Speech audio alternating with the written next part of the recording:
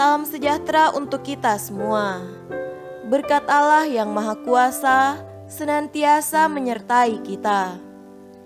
Bapak, Ibu, saudara-saudariku yang terkasih dalam Tuhan kita Yesus Kristus, marilah kita mendengarkan dan merenungkan bacaan-bacaan kitab suci hari Senin 12 Oktober 2020. Bacaan pertama dari surat Rasul Paulus kepada jemaat di Galatia, pasal 4 ayat 22 sampai 24, ayat 26 sampai 27, ayat 31 sampai pasal 5 ayat 1. Bukankah ada tertulis bahwa Abraham mempunyai 2 anak, seorang dari perempuan yang menjadi hambanya dan seorang dari perempuan yang merdeka?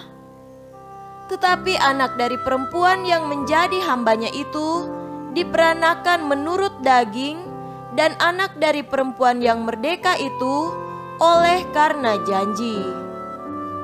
Ini adalah suatu kiasan, sebab kedua perempuan itu adalah 2 ketentuan Allah. Yang satu berasal dari Gunung Sinai dan melahirkan anak-anak perhambaan, itulah Hagar.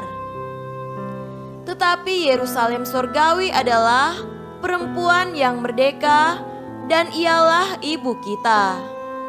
Karena ada tertulis, bersukacitalah, hai si mandul yang tidak pernah melahirkan. Bergembiralah dan bersorak-sorailah, hai engkau yang tidak pernah menderita sakit bersalin. Sebab yang ditinggalkan suaminya akan mempunyai lebih banyak anak daripada yang bersuami. Karena itu, saudara-saudara, kita bukanlah anak-anak hamba perempuan, melainkan anak-anak perempuan merdeka. Supaya kita sungguh-sungguh merdeka, Kristus telah memerdekakan kita. Karena itu, berdirilah teguh dan jangan mau lagi dikenakan kuk perhambaan. Demikianlah sabda Tuhan. Syukur kepada Allah. Tuhan beserta kita sekarang dan selama-lamanya. Inilah Injil Yesus Kristus menurut Lukas.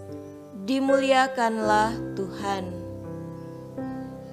Injil Lukas pasal 11 ayat 29 sampai 32.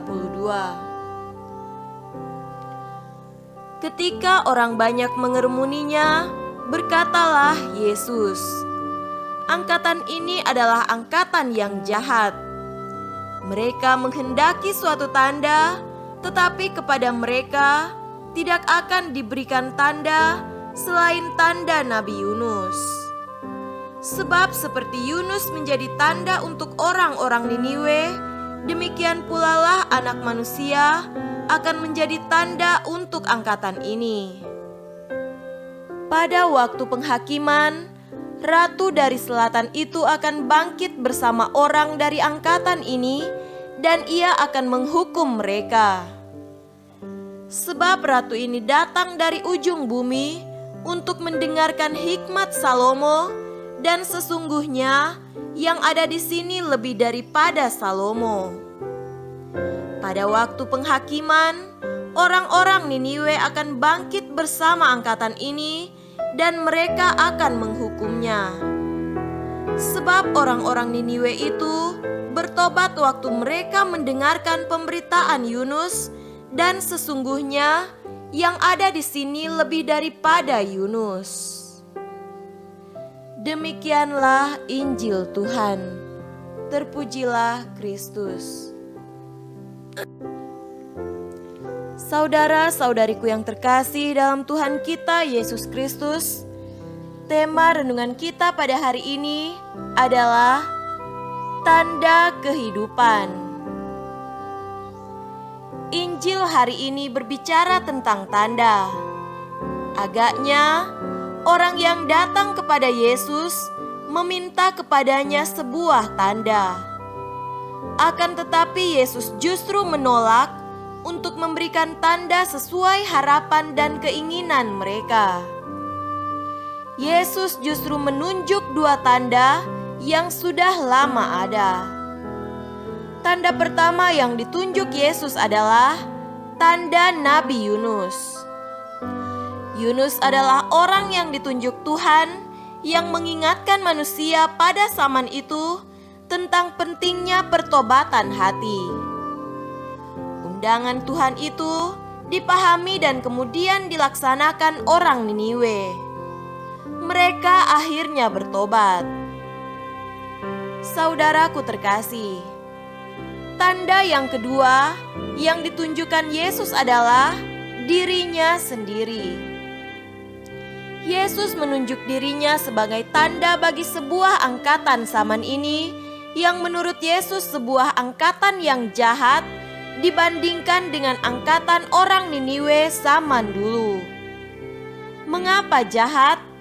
Karena orang Niniwe bertobat, sedangkan orang angkatan sekarang tidak mau bertobat.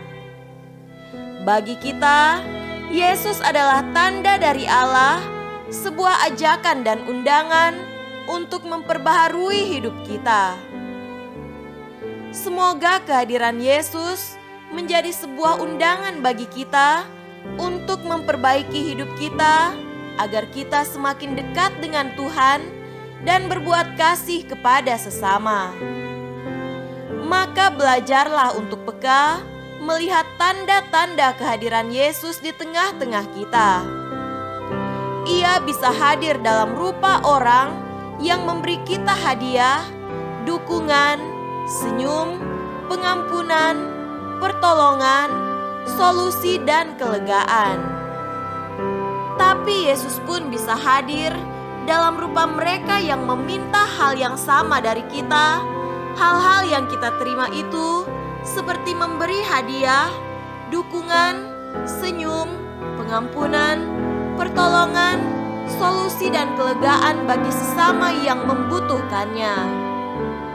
Bukalah hati kita bagi kehadiran Yesus. Ingatlah perkataan Yesus, sesungguhnya segala sesuatu yang kamu lakukan untuk salah seorang dari saudaraku yang paling hina ini, kamu telah melakukannya untuk aku. Semoga demikian. Amin.